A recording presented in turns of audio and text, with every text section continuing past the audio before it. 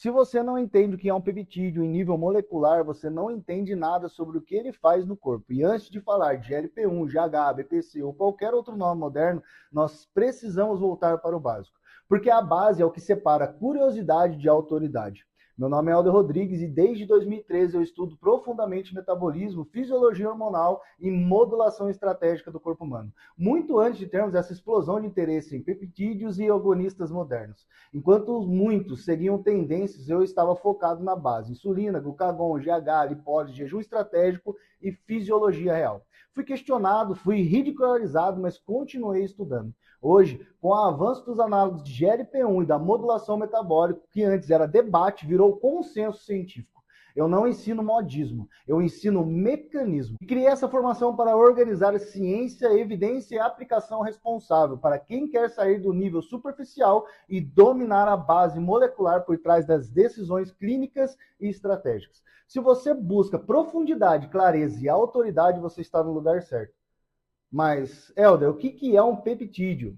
Nosso corpo é feito de células. Dentro dessas células existem proteínas. E proteínas são feitas de pequenas peças chamadas aminoácidos. Agora, presta atenção nisso. Aminoácidos são como pecinhas de Lego. São como quebra-cabeças. Quando você junta duas ou mais dessas pecinhas, você forma uma cadeia. E essa cadeia pequena é chamada de peptídeo. Então, de forma simples, um peptídeo é uma cadeia pequena de aminoácidos. Mas como esse quebra-cabeça ou como essas pecinhas se unem? Elas se ligam através de algo chamado ligação peptídica. Você pode imaginar assim: cada aminoácido tem uma ponta que encaixa na outra. É como se fosse um quebra-cabeça mesmo. Quando eles se unem, liberam uma molécula de água e formam essa ligação. Essa ligação é forte e é estável. E é ela quem mantém a cadeia inteira unida. Sem ligação peptídica não existe peptídeo. Agora vem algo importante: se a cadeia for pequena demais, chamamos de peptídeo. Se for muito grande, chamamos de proteína. Então a diferença entre peptídeo e proteína é basicamente o tamanho da cadeia.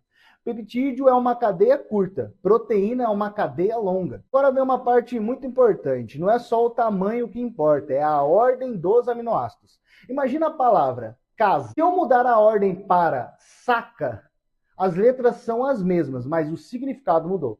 Com peptídeos é igual. Se você muda a sequência dos aminoácidos, você muda completamente a função. Por isso, cada peptídeo tem um efeito específico. A sequência é como o código. Peptídeos normalmente funcionam como mensageiros. Eles saem de um lugar e vão para o outro.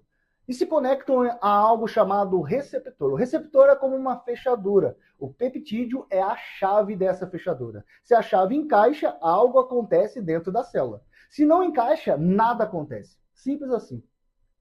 E qual que é a diferença do hormônio natural versus o análogo sintético? Vamos falar de algo que gera muita confusão. O hormônio natural é aquilo que o seu próprio corpo produz. Por exemplo, insulina, GH, GLP-1. Já o análogo sintético é uma versão feita em laboratório. Ele é inspirado no hormônio natural, mas pode ter pequenas modificações na estrutura. Por que fazem essas modificações? Para durar mais tempo, para não ser destruído rápido, para ter um efeito mais prolongado. Então, o hormônio natural é produzido pelo seu corpo. O análogo sintético é produzido em laboratório, baseado no natural. E por que modificar essa estrutura? O nosso corpo quebra peptídeos muito rápido, às vezes em minutos. Então, os cientistas fazem pequenas mudanças na molécula para aumentar a meia-vida, diminuir a degradação, melhorar a estabilidade. Mas aqui está o ponto mais importante. Mesmo sendo sintético, ele ainda precisa se ligar ao receptor. Sem receptor, não há efeito. E eu quero resumir tudo para você. Peptídeo é uma cadeia pequena de aminoácidos. Eles se unem por ligação peptídica. A sequência define a função. Eles agem como mensageiros e se ligam aos receptores. Podem ser naturais ou sintéticos. E tudo começa na estrutura molecular. Sem entender isso, qualquer discussão sobre a aplicação vira achismo. E antes de falar de emagrecimento, regeneração ou longevidade, você precisava entender isso. Porque o nome do peptídeo pode mudar, a moda pode mudar, mas a estrutura molecular nunca muda. E a autoridade começa aqui.